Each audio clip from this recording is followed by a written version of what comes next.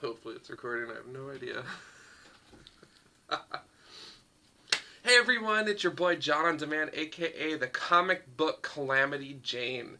And I'm just rocking out today, rocking the meanest fly shades ever. That Shredder Life. Shred through those issues. You know how a comic book look does it. 605 is still running it. 2015, it's coming to a close. But we had a lot of cool stuff happen this year, and we have a lot of cool books. So one of the things when, we're all together doing a comic book look is I was just kind of like, I'm not going to read a lot of books. I've cut back a little bit. So I actually have a pretty big stack of just recent reads. I just wanted to go through with you and check in with you, see what the pulse is out there on the industry. How are these books treating you, etc. So I'm just going to go ahead and fly through this stack. It's over the past couple of weeks, and I'm excited to hear what you guys have to say on these books as well. First up, you guys, hot topic right now, Star Wars. I got Star Wars Darth Vader issue 12. Boom.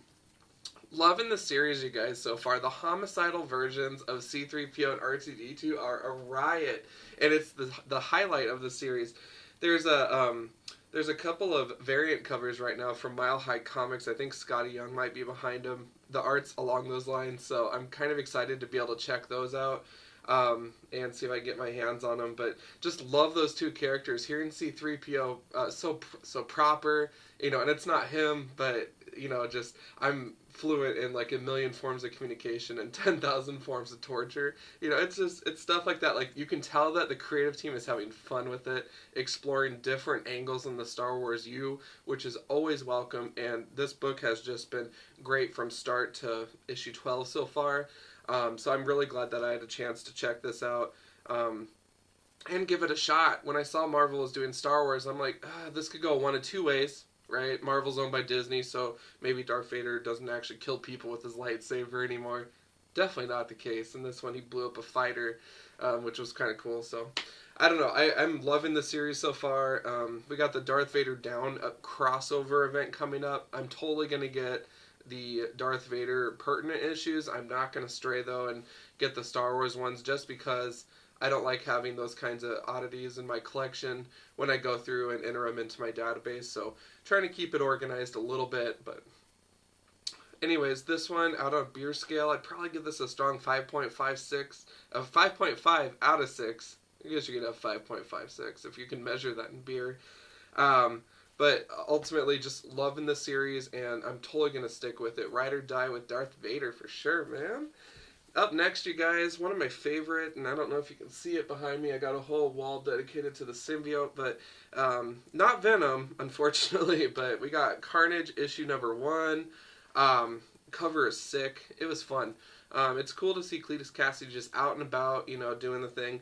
The problem that I had with this book, surprisingly, because I'm such a huge advocate of the symbiote life, but I for me, it wasn't for me, just because now it's started to become every Carnage story that we launch, it's all about how can we catch him, so I don't know. For me, it's just kind of one and done. Like, issue 2 is coming out. I'm probably not going to get it, which surprises me because I just love Carnage as a character.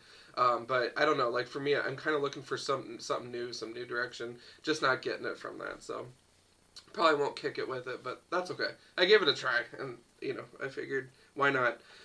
So this next one, Sinestro issue 16, Monsters of the Month variant cover. Oh my goodness, Grumpy Cat. So this is a really funny one. So Ken has the same issue hanging up in his basement office, in his nerd cave, because he just loves that cover so much. It's funny.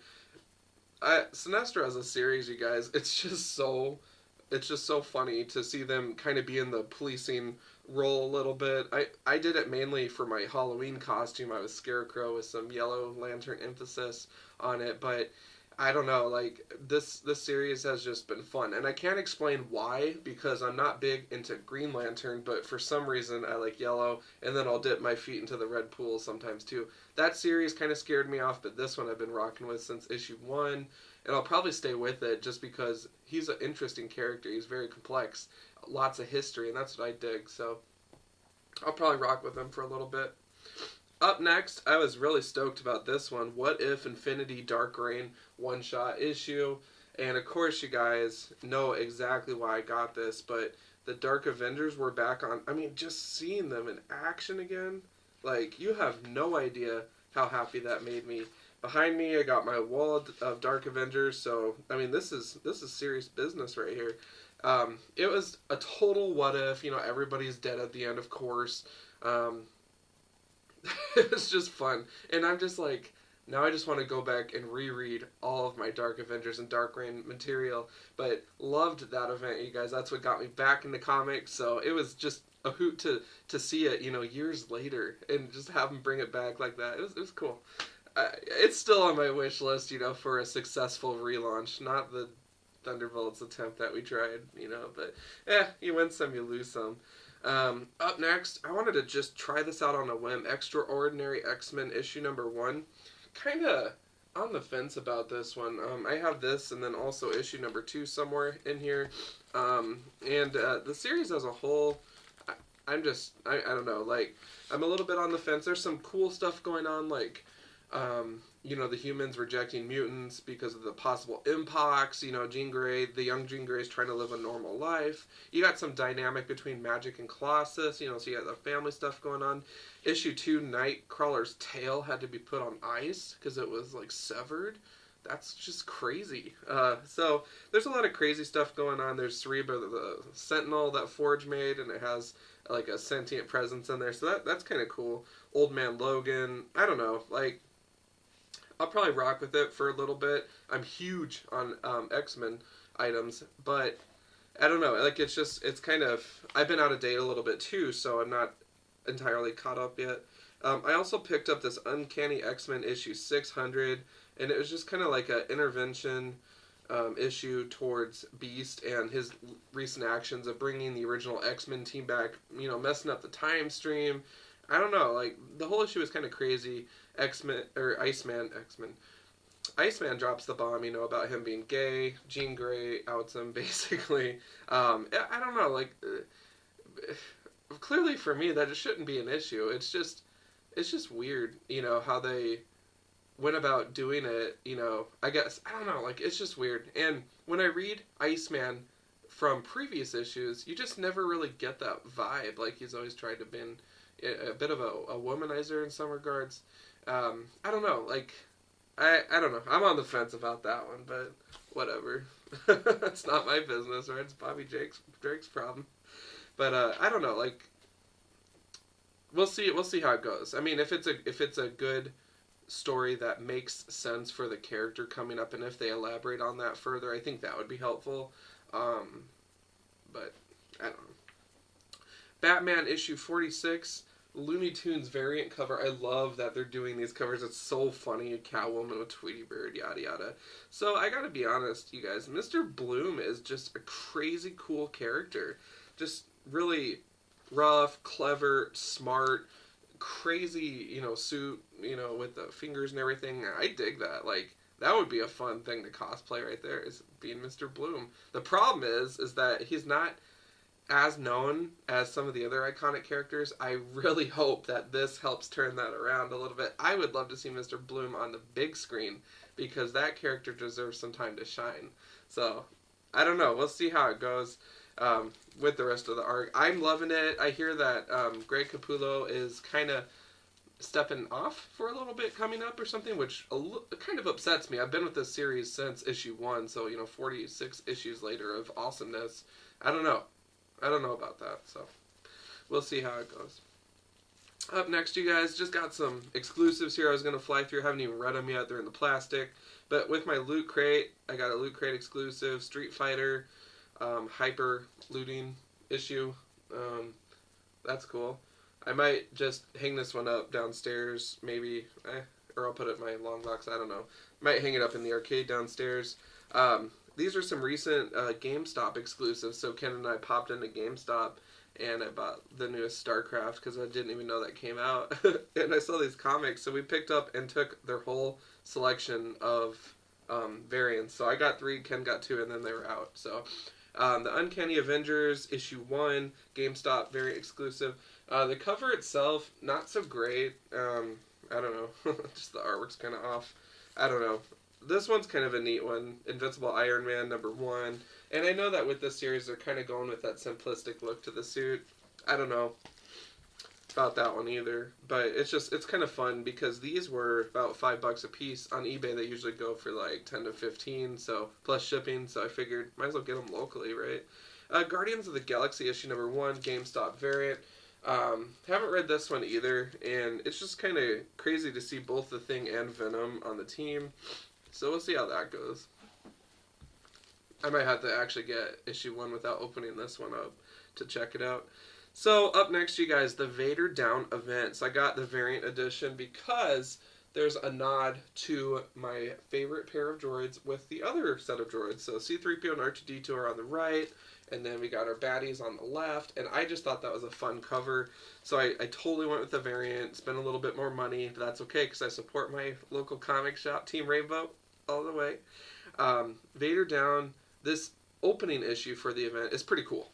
So I think that ultimately it leaves us with him surrounded by rebels, and the next part does kick off in an issue of Darth Vader, so I get to tune into that, which is cool. But then after that it flips over to like the Star Wars main series, which I'm not collecting, so I probably won't hear about that. I'm okay with that though. So I did my due diligence, loving that cover, so I'm pretty excited about the Vader presence, period. You know, so the last issue here is a recommendation I got. So first of all, shout out to Phil, Captain Cummins, Metal Face Cummins. He's got so many names now, but you know what doesn't change about Phil is his passion for comics. Like, if you watch his recent videos, the background is just like mine. Like, he's got stuff just lined up and organized. I wish I could have my office a little more organized because it's a little chaotic right now, but I'm working on it. So, anywho, Phil recommended this one for me and was wondering why is John not reading it. So I'm like, whatever, I'll check it out. Illuminati issue 1, this came out last week, and it is actually a pleasant surprise. I had thumbed through it originally because I caught Red Hood on the cover last week, and it reminded me of Dark Reign, of course, because he was on the Cabal with Norman Osborn.